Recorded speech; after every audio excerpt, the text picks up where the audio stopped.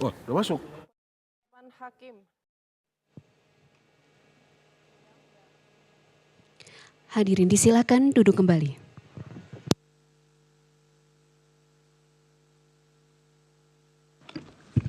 Kita mulai persidangan.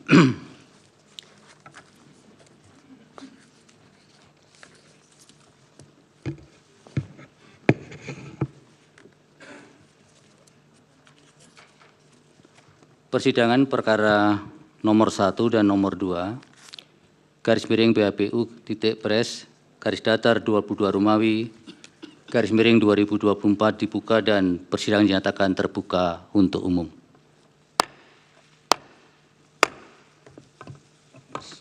Selamat pagi, Assalamualaikum warahmatullahi wabarakatuh. Salam sejahtera untuk kita semua. Diperkenalkan yang hadir untuk pemohon nomor 1. Baik, terima kasih Yang Mulia.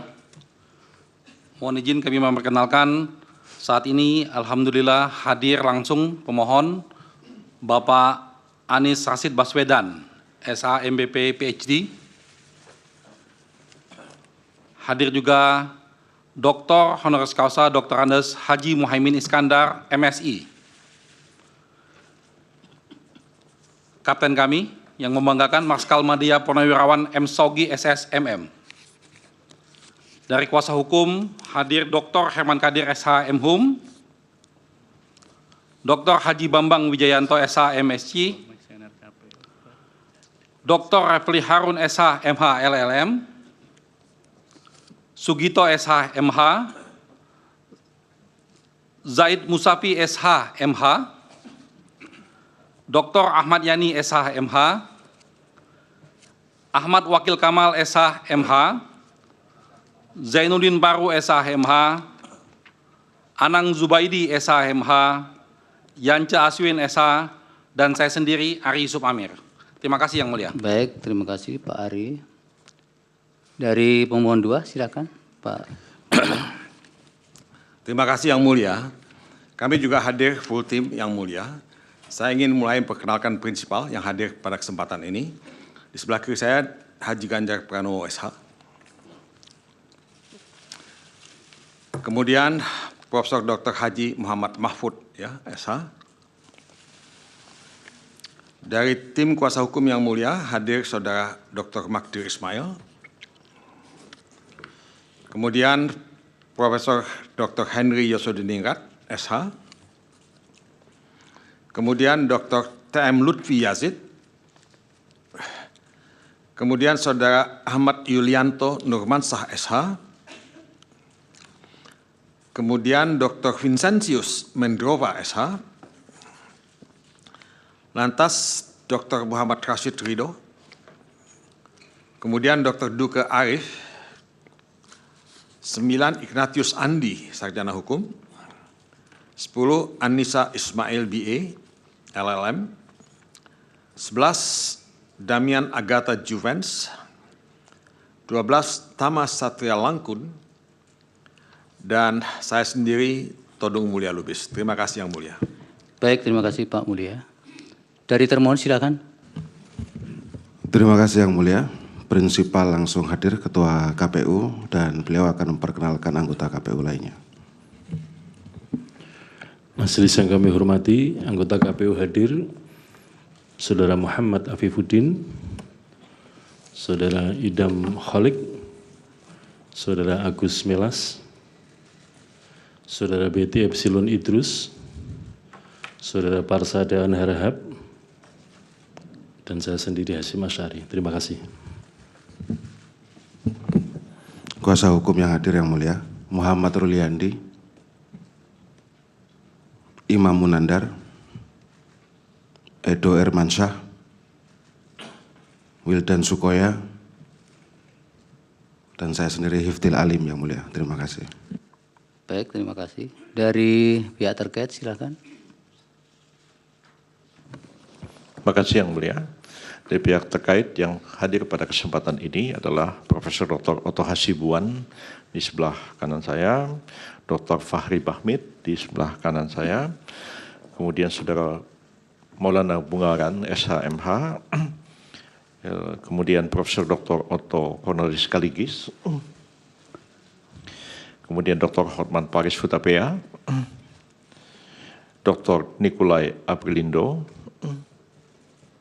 Ahmad Maulana SHMH, Dr. Mehbub SHMH CN, Francine Yustasia SHMH, kemudian Munasir Mustaman SHMH, Rifai Kusumanegara SHMH, Dr. Nyana Wangsa SHMH, Rozi Fahmi SHMH, dan terakhir saya sendiri, Yusril Iza Mahendra.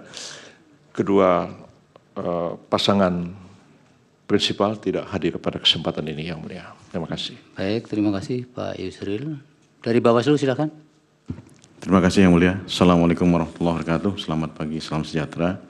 Yang hadir dari Bawaslu, seluruh komisioner, Ibu Loli Suhenti, Bapak Toto Haryono, Pak Puadi, Pak Herwin, kemudian dari staf sekretariat, Pak Labayoni, Agung, Kurniawan, Syaugi, Arif, Ayatullah, Geno, dan Andi. Saya sendiri Rahmat Bagja, Yang Mulia. Baik, terima kasih. Pak Rahmat, terima kasih. Baik, saudara-saudara para pihak, agenda persidangan pada pagi hari ini adalah untuk pengucapan putusan, baik perkara nomor 1 maupun nomor 2. Oleh karena itu kami ingatkan kepada semua, mohon pengucapan putusan dihormati dengan tidak menyampaikan interupsi selama persidangan ini. Kemudian yang kedua, Majelis Hakim hanya akan membacakan atau mengucapkan putusan pada bagian pokok-pokoknya saja. Selebihnya dianggap diucapkan, dan hal yang tidak diucapkan maupun tidak dibacakan dianggap satu kesatuan yang tidak terpisahkan dengan putusan yang diucapkan atau dibacakan ini. Baik, terima kasih. Kami akan langsung membacakan putusan yang nomor 1 terlebih dahulu. Bismillahirrahmanirrahim. Putusan nomor 1 garis miring PHPU garis miring titik diulang. Nomor 1 garis miring PHPU titik pres garis datar 22 Romawi garis miring 2024. Demi keadilan berdasarkan ketuhanan yang Maha Esa.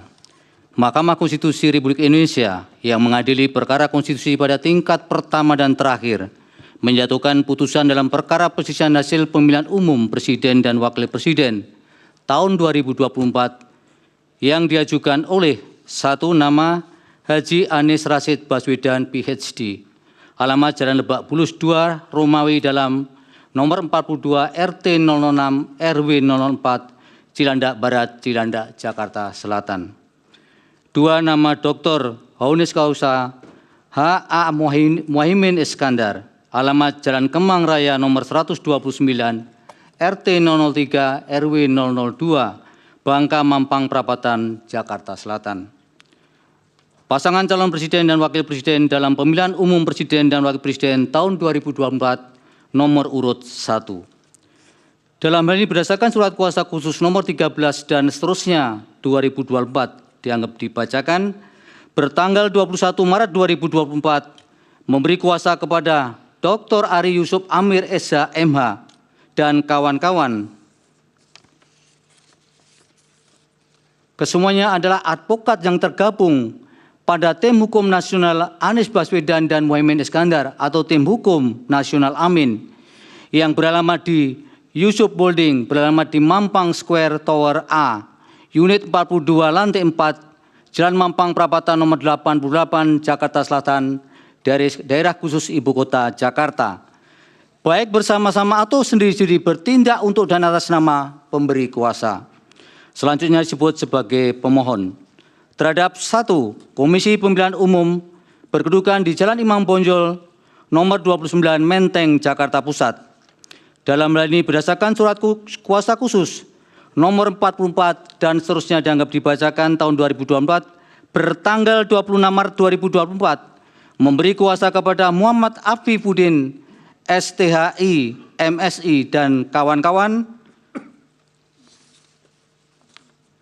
yang kesemuanya adalah anggota Komisi Pemilihan Umum dan pegawai pada Komisi Pemilihan Umum Republik Indonesia serta advokat atau konsultan hukum pada kantor hukum Perma Hikon berkedudukan hukum di Jalan Imam Bonjol, nomor 29 Menteng, Jakarta Pusat, baik sendiri-sendiri maupun bersama-sama bertindak untuk dan atas nama pemberi kuasa. Selanjutnya disebut sebagai termohon. 1. Nama Prabowo Subianto, alamat Kampung Gombong RT 003, RW 009, Desa atau Kelurahan Bojong Kuning, Kecamatan Babakan, Madang, Kabupaten Bogor, Jawa Barat. 2. Nama Gibran Raka Buming Raka, alamat Jalan Ahmad Yani nomor 331, Tirtoyoso, RT 004, RW 013, Desa atau Kelurahan Manahan, Kecamatan Banjarsari, Kota Surakarta, Jawa Tengah. Pasangan calon presiden dan wakil presiden dalam pemilihan umum presiden dan wakil presiden tahun 2024 nomor urut 2. Dalam hal ini berdasarkan surat kuasa khusus bertanggal 25 Maret 2024 memberi kuasa kepada Profesor Dr. Yusril Issa Mahendra SH MSc dan kawan-kawan yang kesemuanya merupakan advokat atau konsultan hukum pada kantor tim pembela pasangan calon presiden dan wakil presiden Republik Indonesia, Prabowo Subianto dan Gibran Raka Buming Raka pada pemilihan umum tahun 2024, selanjutnya disingkat Tim Pembela Prabowo Gibran, yang beralamat di Sekretariat Tim Kampanye Nasional atau TKN, Prabowo Gibran, Jalan Letnan Jenderal S. Parman, Kapling 78, Selipi, Jakarta Barat, baik sendiri-sendiri maupun bersama-sama, bertindak untuk dan atas nama pemberi kuasa. Selanjutnya disebut sebagai pihak terkait. Membaca permohonan pemohon, mendengar keterangan pemohon, membaca dan mendengar jawaban termohon, membaca dan mendengar keterangan pihak terkait, membaca dan mendengar keterangan Badan Pengawas Pemilihan Umum atau Bawaslu, membaca dan mendengar keterangan ahli pemohon, termohon, pihak terkait dan Bawaslu, mendengar keterangan saksi pemohon, termohon, pihak terkait dan Bawaslu, membaca dan mendengar keterangan Menteri Koordinator Bidang Pembangunan Manusia dan Kebudayaan Republik Indonesia, Menteri Koordinator Bidang Perekonomian Republik Indonesia, Menteri Keuangan Republik Indonesia, dan Menteri Sosial Republik Indonesia. Membaca dan mendengar keterangan Dewan Kehormatan Penyelenggara Pemilu atau DKPP. Membaca kesimpulan pemohon, termohon, pihak terkait dan Bawaslu. Membaca keterangan amicus curiae dari petisi Brawijaya, Barisan Kebenaran untuk Demokrasi, Tim Pembela Demokrasi Indonesia PTDI, dan Pergerakan Advokat Nusantara atau Perkat Nusantara, Aliansi Akademisi dan Masyarakat Sipil, Tonggak Persatuan Gerakan Umum Nusantara atau TOPGAN, Pusat Kajian Hukum dan Keadilan Center for Law and Social Justice, Fakultas Hukum Universitas Gadjah Mada, Panji R. Hadinoto, M. Busro Mukodas dan kawan-kawan, Dewan Mahasiswa Justisia Fakultas Hukum Universitas Gadjah Mada, Badan Eksekutif Mahasiswa Fakultas Hukum Universitas Pajajaran, Badan Eksekutif Mahasiswa Fakultas Hukum Universitas Diponegoro, dan Badan Eksekutif Mahasiswa Fakultas Hukum Universitas Erlangga, Megawati Soekarno Putri dan Hasto Kristianto, Forum Advokat Muda Indonesia atau PAMI, Yayasan Advokasi Hak Konstitusional Indonesia atau YAKIN, Aliansi Penegak Demokrasi Indonesia atau ABDI, Stefanus Hendrianto, serta Komunitas Cinta Pemilu Jujur Adil atau KCP Jurdil. Memeriksa alat bukti pemohon, termohon, pihak terkait dan Badan Pengawas Pemilihan Umum, duduk perkara dan seterusnya dianggap dibacakan. Pertimbangan hukum, kewenangan mahkamah dalam eksepsi. Menimbang bahwa termohon dan pihak terkait mengajukan eksepsi berkenaan dengan kewenangan mahkamah, selanjutnya dianggap diucapkan bahwa terhadap eksepsi termohon dan eksepsi pihak terkait tersebut, mahkamah mempertimbangkan sebagai berikut. Secara konstitusional, norma pasal 22E ayat 6 Undang-Undang Dasar 1945 menyatakan, ketentuan lebih lanjut tentang pemilihan umum diatur dengan undang-undang.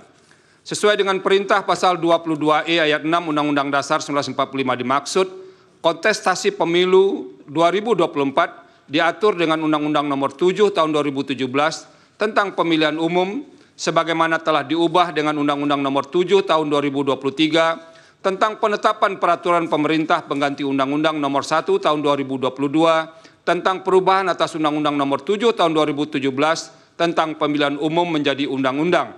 Lembaran Negara Indonesia, Lembaran Negara Republik Indonesia tahun 2023 nomor 54, tambahan Lembaran Negara Republik Indonesia nomor 6832, selanjutnya disebut Undang-Undang Pemilu. Berkenaan dengan persoalan hukum dan sekaligus penegakan hukum pemilu, Undang-Undang Pemilu telah mengelompokkan jenis permasalahan hukum pemilu yang terjadi dalam atau selama proses penyelenggaraan pemilu, mulai dari tahapan pendaftaran peserta pemilu, tahapan pemungutan suara, hingga tahapan penetapan rekapitulasi hasil pemilu menjadi beberapa kategori.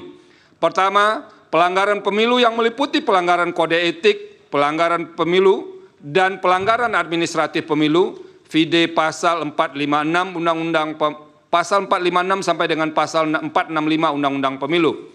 Kedua, sengketa proses pemilu yang terbagi atas dua kelompok, yaitu sengketa antar peserta pemilu dan sengketa peserta pemilu dengan penyelenggara pemilu akibat dikeluarkan keputusan KPU Provinsi, dan keputusan KPU Kabupaten Kota, vide pasal 466 Undang Pemilu. Ketiga, tindak pidana pemilu, vide pasal 476 sampai dengan pasal 487 Undang-Undang Pemilu.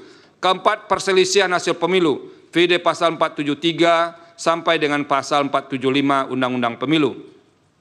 Sesuai dengan konstruksi normatif dalam Undang-Undang Pemilu sebagaimana telah dikategorikan di atas, penyelesaian permasalahan hukum pemilu di masing-masing kategori diserahkan kepada lembaga yang berbeda.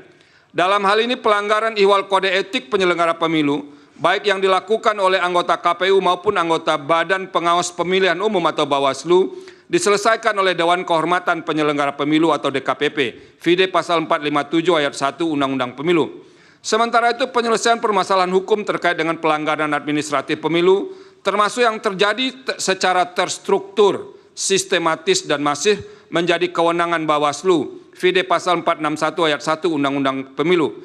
Demikian juga dengan sengketa proses pemilu menjadi wewenang Bawaslu, pasal 468 ayat 1 Undang-Undang Pemilu.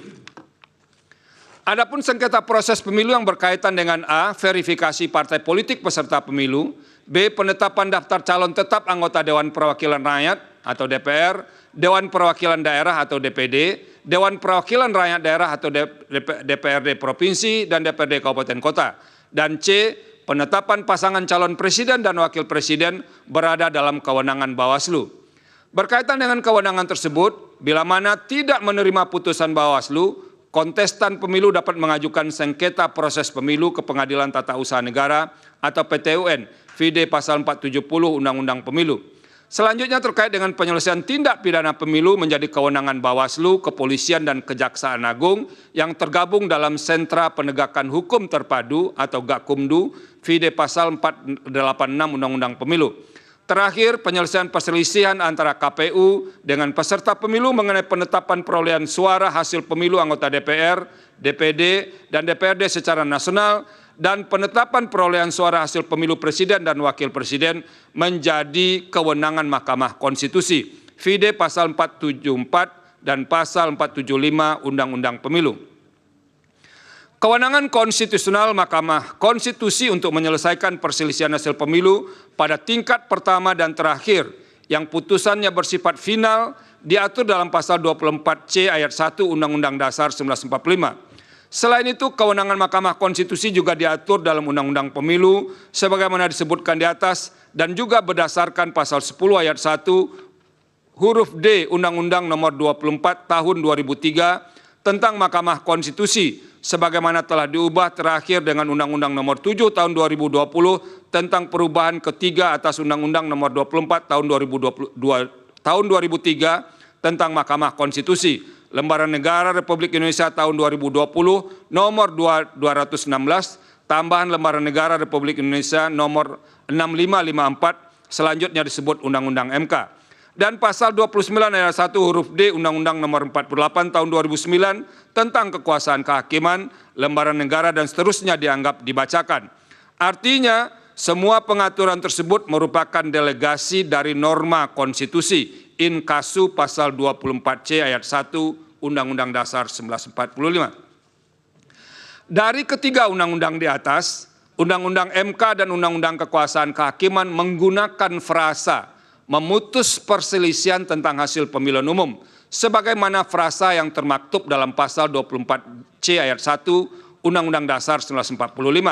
Sementara itu, Undang-Undang Pemilu inkasu dalam pemilu presiden dan wakil presiden menggunakan frasa hasil penghitungan suara yang memengaruhi penentuan terpilihnya pasangan calon.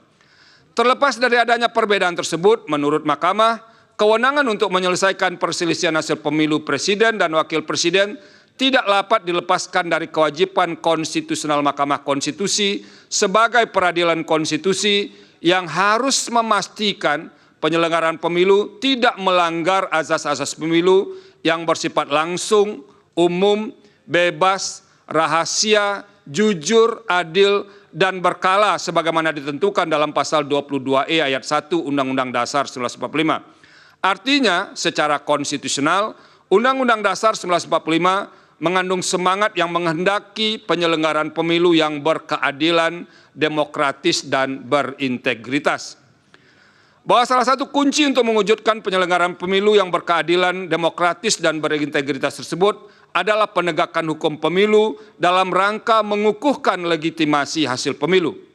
Untuk itu, apabila diletakkan dalam konteks kewenangan Mahkamah Konstitusi sebagaimana diatur dalam pasal 24C ayat 1 Undang-Undang Dasar 1945, frasa memutus perselisihan tentang hasil pemilihan umum dimaksud harus dimaknai sebagai upaya mewujudkan pemilu yang berkeadilan, demokratis, dan berintegritas. Artinya, sekalipun Undang-Undang Pemilu telah mendesain begitu rupa penyelesaian masalah pemilu pada masing-masing kategori dan diserahkan kepada lembaga-lembaga yang berbeda, bukan berarti Mahkamah tidak berwenang untuk menilai masalah hukum pemilu yang terkait dengan tahapan pemilu berkenaan dengan penetapan suara sah hasil pemilu. Salah satu dasar untuk membuka kemungkinan tersebut adalah penyelesaian yang dilakukan lembaga-lembaga sebagaimana diuraikan di atas masih mungkin menyisakan ketidaktuntasan, terutama masalah yang potensial mengancam terwujudnya pemilu yang berkeadilan, demokratis, dan berintegritas. Di antara penyebab kerap terjadinya masalah dimaksud adalah singkat atau terbatasnya waktu penyelesaian masalah hukum di masing-masing tahapan, termasuk terbatasnya wewenang lembaga yang diberi kewenangan untuk menyelesaikan masalah-masalah hukum pemilu. Dalam masalah hukum pemilu dalam hal masalah hukum pemilu belum tuntas atau bahkan tidak terselesaikan sama sekali, hal demikian dapat menimbulkan persoalan yang berkaitan dengan memengaruhi hasil pemilu. Padahal idealnya dalam batas penalaran yang wajar, setelah seluruh rangkaian pemilu usai, siapapun yang menjadi pemenang pemilu akan melaksanakan kepemimpinan dengan legitimasi kuat. Hal tersebut tidak dapat dilepaskan dari eksistensi pemilu, baik secara teoritis, konseptual, dan praktis, bahwa pemilu merupakan sarana untuk melakukan transisi kekuasaan dalam sebuah negara. Oleh karena itu, manakala terdapat indikasi bahwa pemenuhan azas dan prinsip-prinsip pemilu tidak terjadi pada tahapan pemilu sebelum penetapan hasil, apapun alasannya, hal tersebut menjadi kewajiban bagi Mahkamah Konstitusi sebagai peradilan konstitusi untuk pada tingkat pertama dan terakhir yang putusannya bersifat final mengadili keberatan atas hasil rekapitulasi penghitungan suara pemilu. Dengan demikian, Mahkamah tidak memiliki alasan untuk menghadiri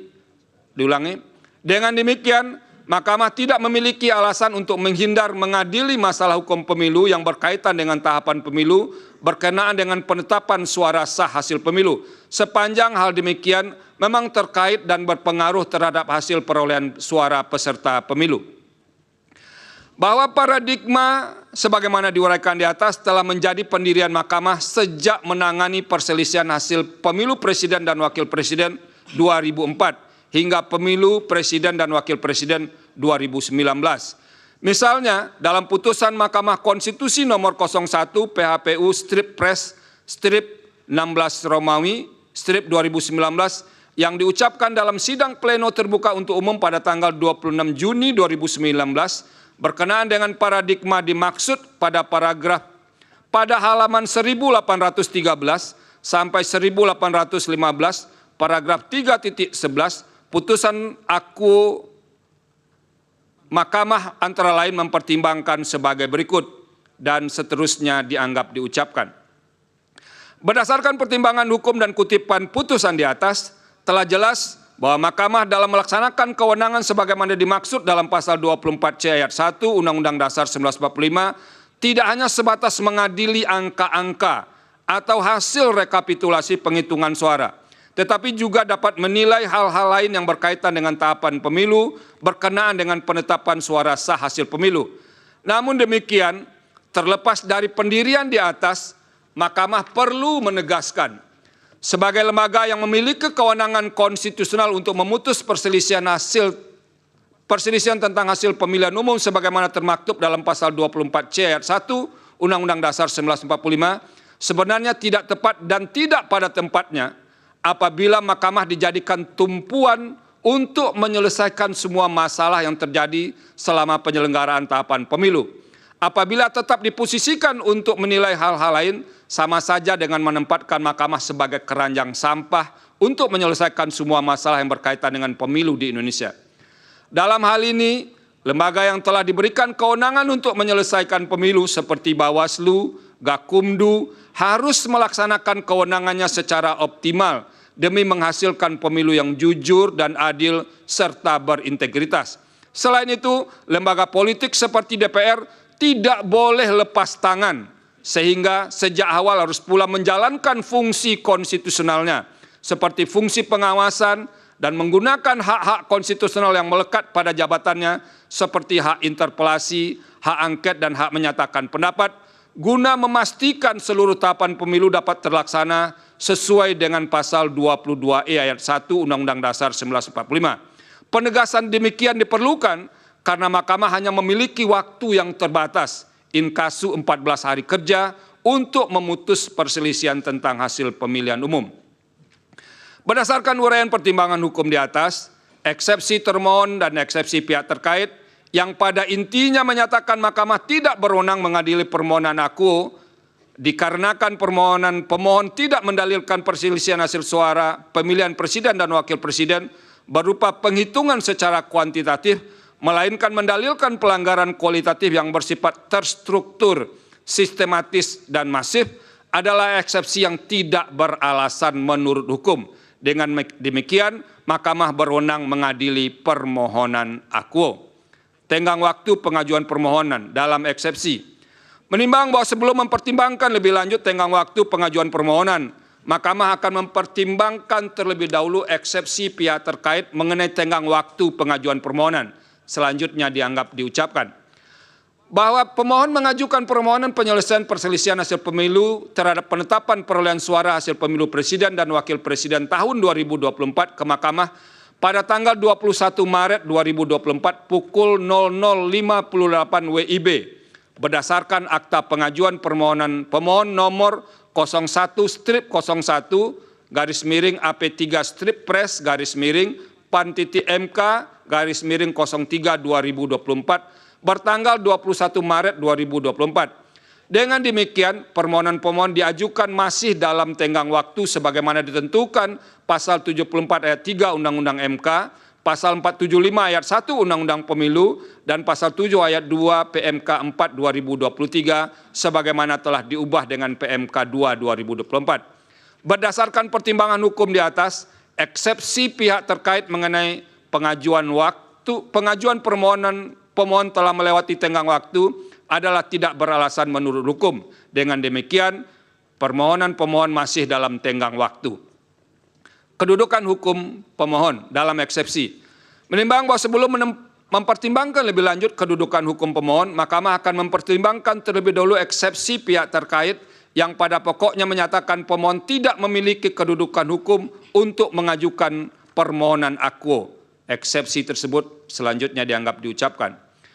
Bahwa berdasarkan keputusan Komisi Pemilihan Umum nomor 1632 tahun 2023 tentang penetapan pasangan calon presiden, calon peserta pemilihan umum presiden dan wakil presiden tahun 2024 bertanggal 13 November 2023 dan keputusan Komisi Pemilihan Umum nomor 1644 tahun 2023 tentang penetapan nomor urut pasangan calon peserta pemilihan umum presiden dan wakil presiden tahun 2024 bertanggal 4 November 2023. Pemohon adalah pasangan calon presiden dan wakil presiden peserta pemilu presiden dan wakil presiden tahun 2024 dengan nomor urut 1.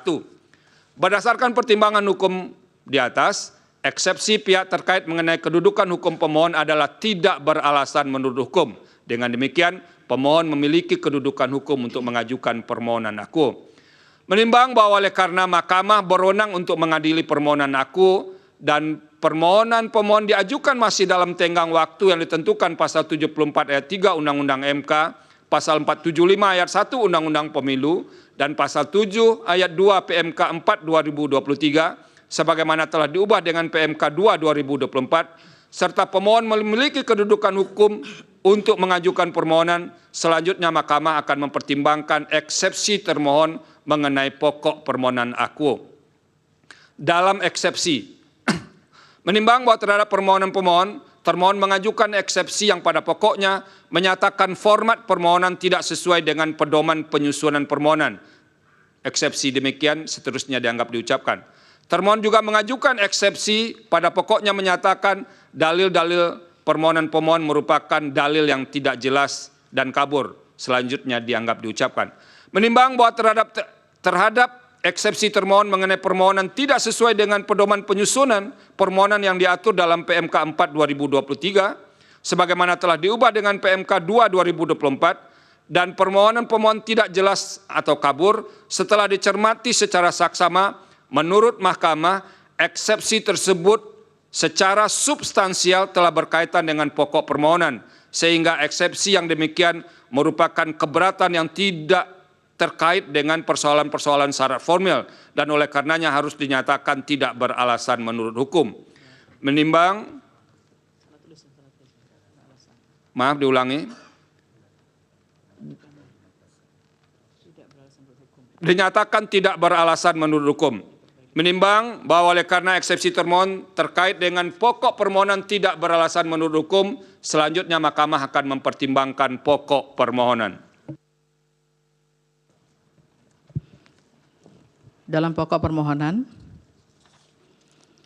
menimbang bahwa dalam permohonannya pemohon memohonkan pembatalan keputusan KPU 360/2024 bertanggal 20 Maret 2024 dengan alasan-alasan pada pokoknya sebagai berikut, sebagaimana selengkapnya telah dimuat dalam bagian duduk perkara. Angka 1 sampai dengan angka 16 dianggap diucapkan. Berdasarkan dalil permohonan, pemohon dalam petitum permohonannya memohon kepada Mahkamah untuk menjatuhkan putusannya pada pokoknya membatalkan keputusan KPU 360/2024 sepanjang diktum ke-1, kemudian memerintahkan termohon KPU untuk melakukan pemungutan suara ulang pemilu presiden dan wakil presiden tahun 2024 tanpa mengikut sertakan pasangan calon presiden dan wakil presiden nomor urut 2. Atau membatalkan keputusan KPU 360/2024 sepanjang diktum ke-1, kemudian memerintahkan termohon KPU untuk melakukan pemungutan suara ulang pemilu presiden dan wakil presiden tahun 2024 dengan diikuti oleh calon presiden nomor urut 2 atas nama H. Prabowo Subianto dengan terlebih dahulu mengganti calon wakil presiden. Menimbang bahwa setelah Mahkamah mencermati secara seksama seluruh dalil yang diajukan oleh pemohon, apabila dilakukan pengelompokan klaster isu oleh Mahkamah, maka dalil pemohon dapat dikelompokkan menjadi 6 klaster sebagai berikut. 1. Independensi penyelenggara pemilu. 2. Keabsahan pencalonan presiden dan wakil presiden. 3. Bantuan sosial. 4. Mobilisasi atau netralitas pejabat aparatur negara. 5. Prosedur penyelenggaraan pemilu. 6. Pemanfaatan aplikasi sistem informasi rekapitulasi elektronik atau Sirekap.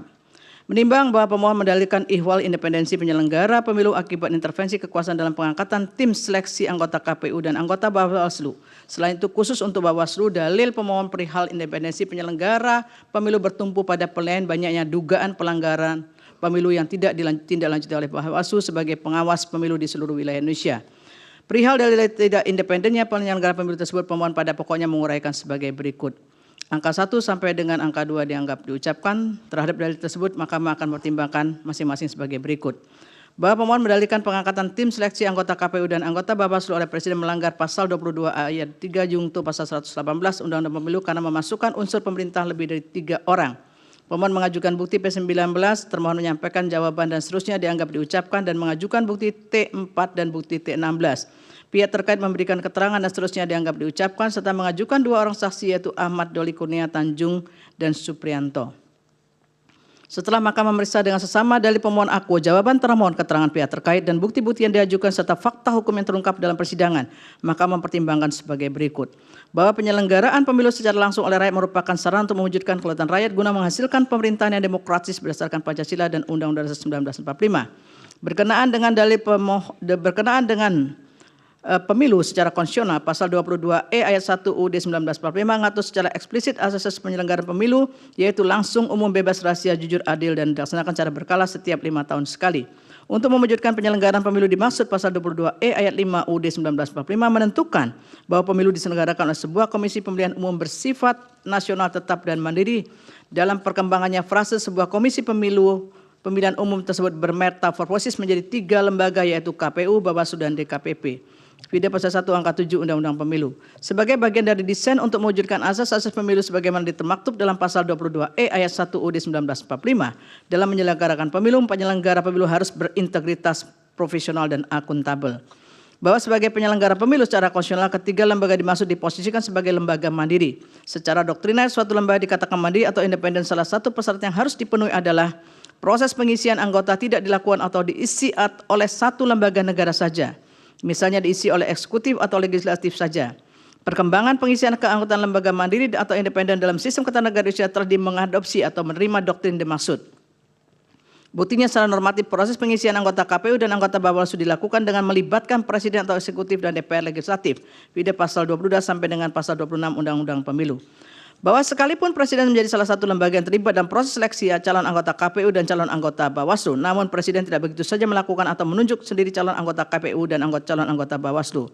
Dalam hal ini Undang-Undang Pemilu membatasi wewenang presiden sebatas mengangkat anggota tim seleksi untuk menyeleksi calon anggota KPU dan calon anggota Bawaslu dimaksud. Tidak hanya itu, dalam mengangkat anggota tim seleksi, presiden pun dibatasi dengan pembatasan, misalnya 11 anggota tim seleksi.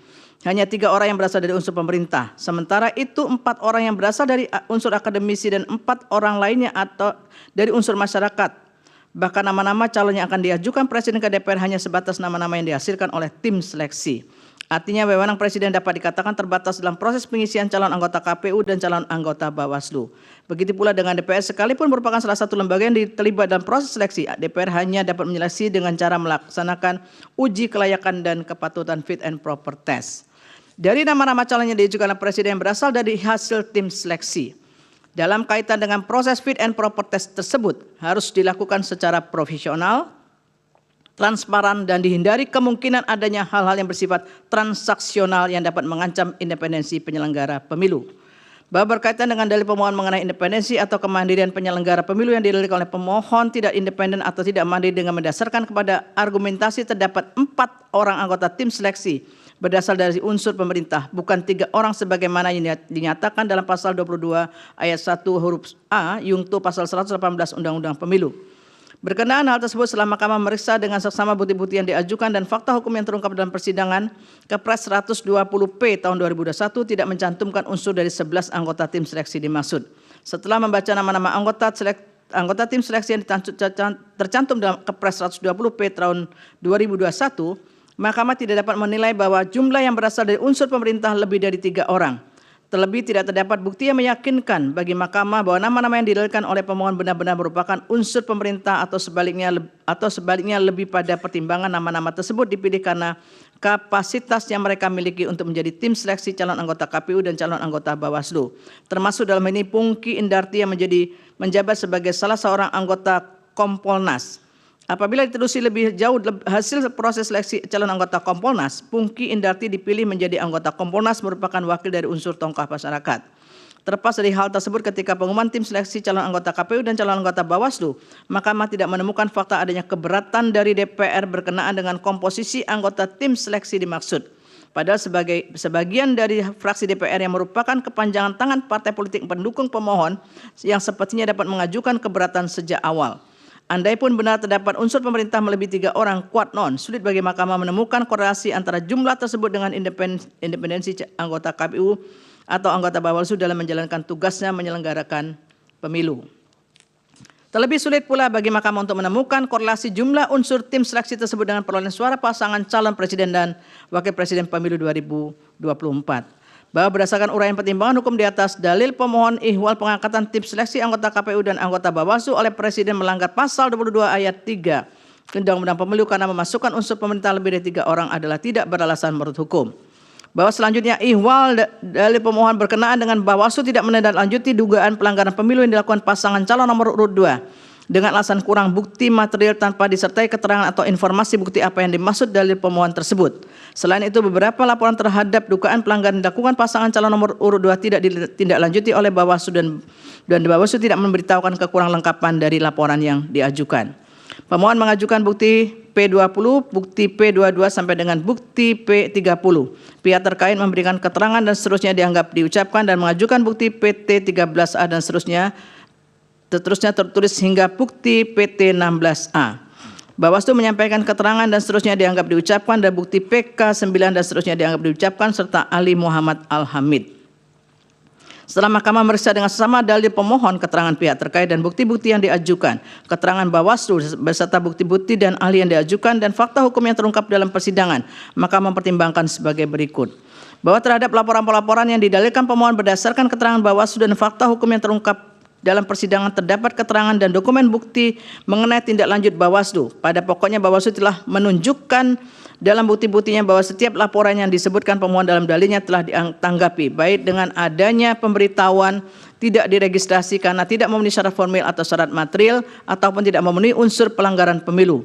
Lebih lanjut merujuk fakta hukum yang terungkap dalam persidangan terhadap laporan dugaan pelanggaran pemilu dengan nomor 009 dan seterusnya 2023 tanggal 22 November 2023 dengan peristiwa yang dilaporkan pada pokoknya adanya dugaan pelanggaran administratif pemilu berkenaan dengan penetapan keputusan KPU nomor 1632 2023 tentang penetapan pasangan calon peserta pemilihan umum presiden dan wakil presiden tahun 2024.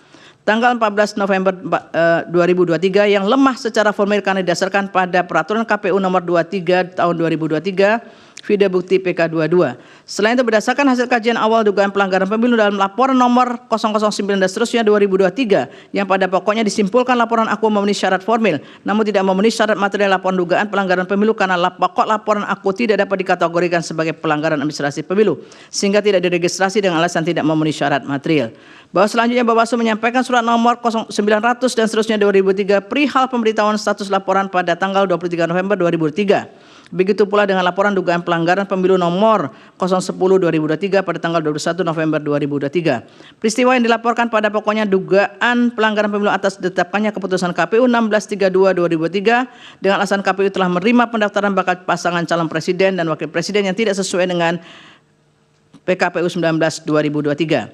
Yang salah satunya mengatur persyaratan usia calon presiden dan calon wakil presiden yang berusia paling rendah 40 tahun. Video bukti PK10 dan PK23. Laporan-laporan dimaksud telah ditindaklanjut dengan penanganan pelanggaran serta pembahasan oleh Bawaslu. Dengan demikian, menurut Mahkamah Bawaslu beserta jajaran telah melakukan tindak lanjut terhadap laporan-laporan yang didalilkan pemohon. Bahwa selanjutnya berkenaan dengan keterpenuhan syarat formil dan material ataupun kelayakan laporan untuk diregistrasi serta ditindaklanjuti merupakan kewenangan Bawaslu sebagaimana diatur oleh Undang-Undang Pemilu, video pasal 95 Undang-Undang Pemilu. Faktanya tindak lanjut laporan tersebut tidak selalu berujung pada kesimpulan yang menyatakan telah terjadi pelanggaran pemilu atau sampai menjatuhkan sanksi. Dalam hal ini Mahkamah tidak menemukan bukti yang cukup meyakinkan bahwa Bawaslu tidak menindaklanjuti dugaan pelanggaran pemilu yang dilakukan pasangan calon nomor urut 2. Namun demikian, penanganan pelanggaran yang dilakukan Bawaslu tersebut sebagiannya terkesan formalistik. Oleh karena itu, Mahkamah perlu menegaskan dalam berangka perbaikan ke depan agar pengawasan Bawaslu memberi manfaat lebih untuk mewujudkan pemilu yang jujur, adil, dan berintegritas. Maka perlu dilakukan perubahan mendasar pengaturan tentang pengawasan pemilu, termasuk tata cara penindakannya jika terjadi pelanggaran pada setiap tahapan pemilu. Sehingga Bawaslu harus masuk ke dalam substansi laporan atau temuan untuk membuktikan ada tidaknya secara substansial telah terjadi pelanggaran pemilu, termasuk dalam hal ini pemilihan kepala daerah. Artinya bila mana perubahan dimaksud tidak dilakukan, hal demikian akan mengancam terwujudnya pemilu yang jujur, adil, dan berintegritas. Dengan adanya ancaman seperti itu dapat menyebabkan Bawaslu kehilangan eksistensinya sebagai lembaga pengawas pemilu untuk mewujudkan pemilu yang jujur, adil, dan berintegritas. Bahwa berdasarkan pertimbangan di atas dari pemohon mengenai Bawaslu tidak melanjutkan dugaan pelanggaran pemilu yang dilakukan pasangan calon nomor urut 2 dengan alasan kurang bukti material adalah tidak beralasan menurut hukum. Menimbang bahwa pemohon mendalilkan berkenaan dengan keabsahan pencalonan presiden dan wakil presiden yang dikaitkan dengan adanya intervensi kekuasaan dalam proses pencalonan pasangan calon nomor urut 2 yang apabila dirumuskan oleh Mahkamah sebagai berikut.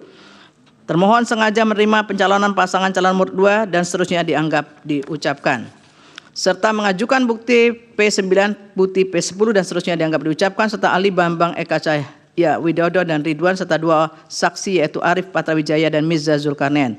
Termohon menyampaikan jawaban dan seterusnya dianggap diucapkan, serta mengajukan bukti T1 sampai dengan bukti T3, bukti T5, bukti T6, bukti T8 sampai dengan bukti T16. Pihak terkait memberikan keterangan yang pada pokoknya dan seterusnya dianggap diucapkan, serta bukti PT1 sampai dengan bukti PT3.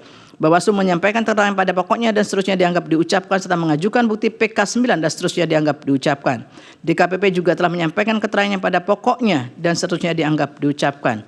Bahwa setelah Mahkamah meriksa dengan sesama dalil pemohon, jawaban termohon, keterangan pihak terkait, bukti-bukti dan saksi dan ahli keterangan Bawaslu beserta bukti-bukti yang diajukan dan keterangan DKPP serta fakta hukum yang terungkap dalam persidangan telah ternyata kedua dalil sebagaimana diuraikan pada paragraf 311 di atas, meskipun ditujukan kepada subjek yang berbeda, yaitu berkenaan dengan dugaan intervensi presiden terhadap perubahan syarat pasangan calon dan dugaan ketidaknetralan termohon dalam menerapkan putusan KPU nomor 90 2023 tanpa mengubah PKPU 19 2003 di atas. Mahkamah menilai dalil tersebut saling berkelindan satu sama lain karena pada pokoknya mempersoalkan keabsahan penetapan pihak terkait sebagai pasangan calon nomor urut 2. Oleh karena itu, Mahkamah akan mempertimbangkan dalil tersebut secara bersama-sama dalam satu rangkaian pertimbangan hukum yang tidak dapat dipisahkan sebagai berikut. Bahwa berdasarkan ketentuan pasal 24C ayat 1 Undang-Undang 945, junto penjelasan pasal 10 ayat 1 huruf A dan pasal 47 Undang-Undang MK, pada pokoknya menyatakan putusan MK bersifat final, yaitu putusan Mahkamah Konstitusi langsung memperoleh kekuatan hukum tetap sejak diucapkan dan tidak ada upaya hukum yang dapat ditempuh. Sifat final dalam putusan MK mencakup pula kekuatan hukum mengikat. Dalam konteks putusan MK nomor 90 yang amar putusannya pada pokoknya memutuskan bahwa ketentuan pasal 169 huruf Q Undang-Undang Pemilu bertentangan dengan UUD 1945 secara bersyarat sehingga termohon berkewajiban melaksanakan putusan MK 90 2023. Bahwa untuk menindaklanjuti putusan 90 2023, aku termohon pada hari berikutnya yaitu tanggal 17 Oktober 2023 telah mengirimkan surat nomor 145 2023 kepada pimpinan partai politik peserta pemilu 2024 mengenai tindak lanjut putusan MK 90 2023 tertanggal pada hari yang sama. Hal ini dibuktikan melalui bukti T8 yang setelah dicermati isi pada bukti tersebut pada pokoknya adalah sebagai berikut, dianggap diucapkan.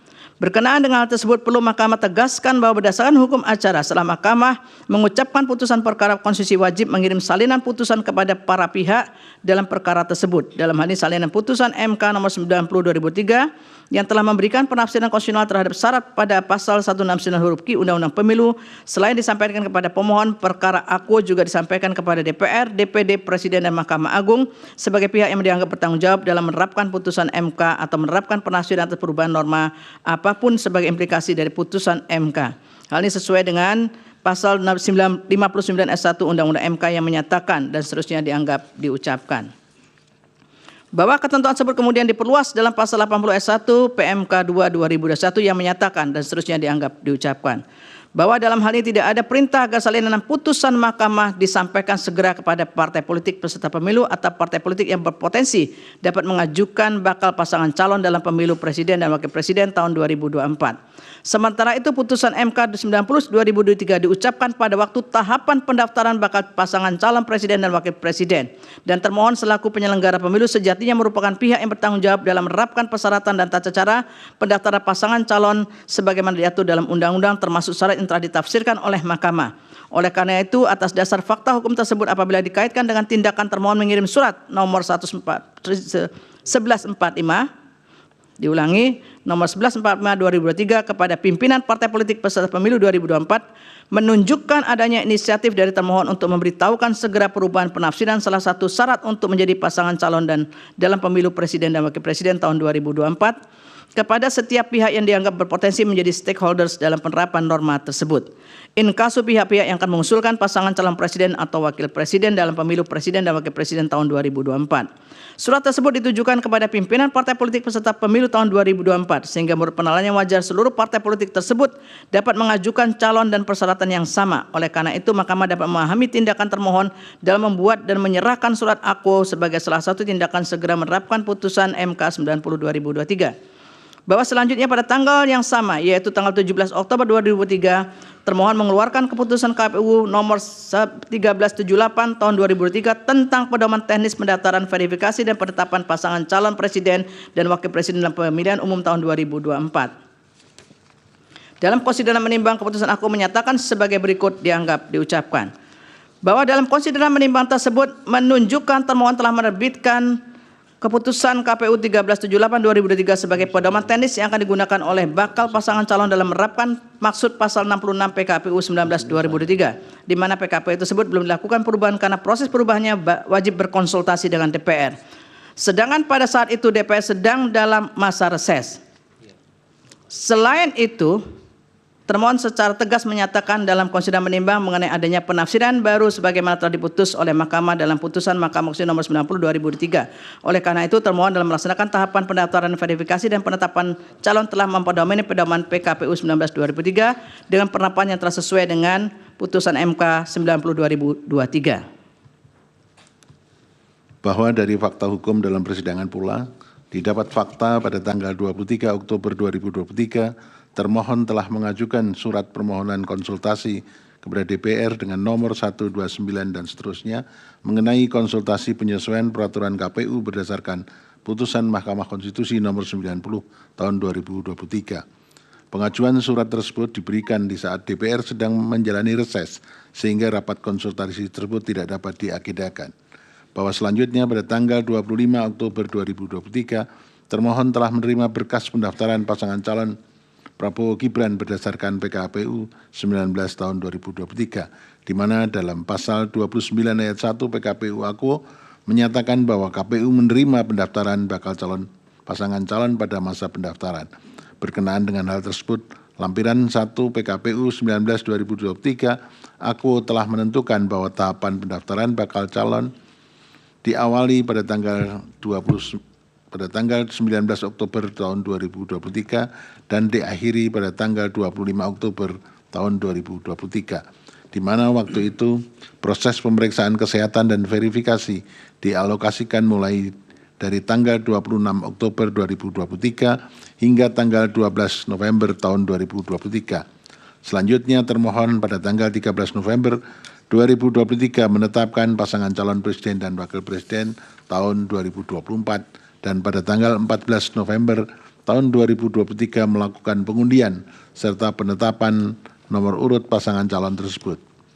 Pengaturan waktu verifikasi ini pun juga diatur dalam pasal 42 ayat 1 PKPU 19 2023 yang menyatakan KPU melakukan verifikasi terhadap kelengkapan dan kebenaran dokumen persyaratan bakal pasangan calon sebagaimana dimaksud dalam pasal 9, pasal 10, pasal 18 dan pasal 19 paling lama 4 hari sejak diterima surat pencalonan.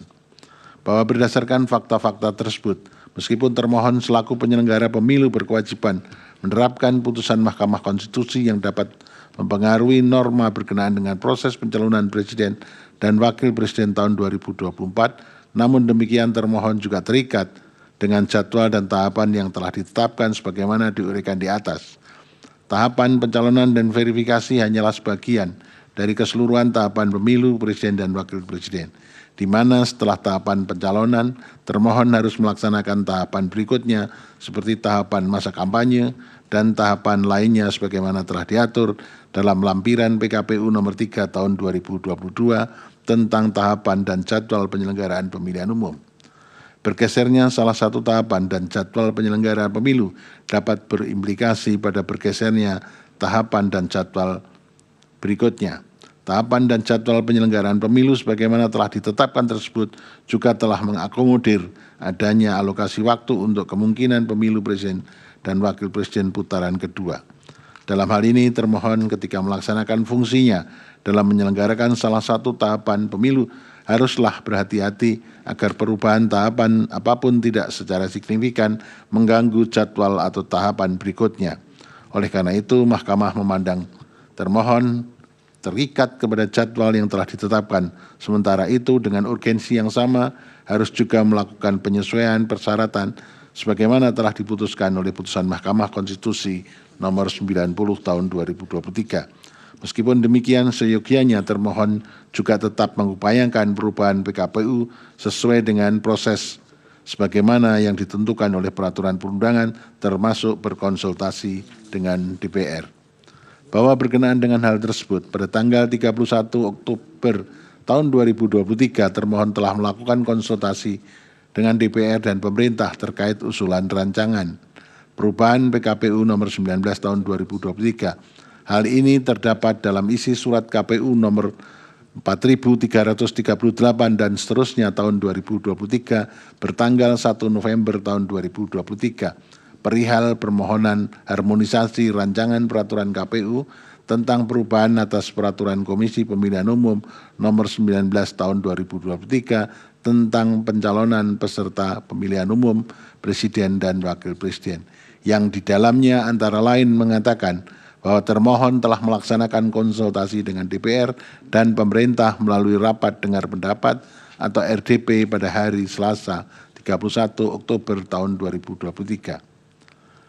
Adapun RDP tersebut telah menghasilkan kesimpulan menyetujui rancangan peraturan KPU tentang perubahan atas peraturan Komisi Pemilihan Umum nomor 19 tahun 2023 tentang pencalonan peserta pemilihan umum presiden dan wakil presiden dan telah ditandatangani oleh Ketua Komisi 2 DPR, PLT Dirjen Politik dan Pemerintahan Umum Kementerian Dalam Negeri, Ketua KPU Republik Indonesia, Ketua Bawaslu Republik Indonesia, dan Ketua DKPP Republik Indonesia.